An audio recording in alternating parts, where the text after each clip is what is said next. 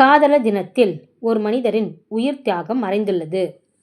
காதலர் தினத்தை ஒவ்வொரு ஆண்டும் பிப்ரவரி 14ஆம் தேதி கொண்டாடுகிறோம்.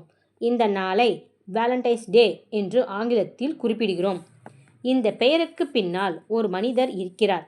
அவரது உயிர் தியாகம் இருக்கிறது. அவர் யார்? அவரது தியாகம் எப்படிப்பட்டது என்பதை பார்ப்போம்.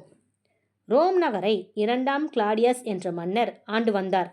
அவருடைய இராணுவ வீரர்கள் பலர் திருமணம் செய்ய தொடங்கியதால் குழந்தைகள் மீதும் மனைவிகள் மீதும் அதிகம் அன்பு செலுத்தி வந்தனர். இதனால் இராணுவ பணியின் மேல் இராணுவத்தில் உள்ளவர்களுக்கு திருமணமே நடக்கக்கூடாது என்ற உத்தரவிட்டார். இதனால் பலரும் அச்சப்பட்டனர். அந்த காலத்தில்தான் வேலண்டைன்ஸ் என்னும் பாதிரியார் வாழ்ந்து வந்தார்.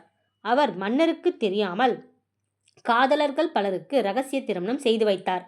இந்த செய்தியை அறிந்த மன்னர் அவரை சிறையில் அடைத்து மரண தண்டனை கொடுத்தார்.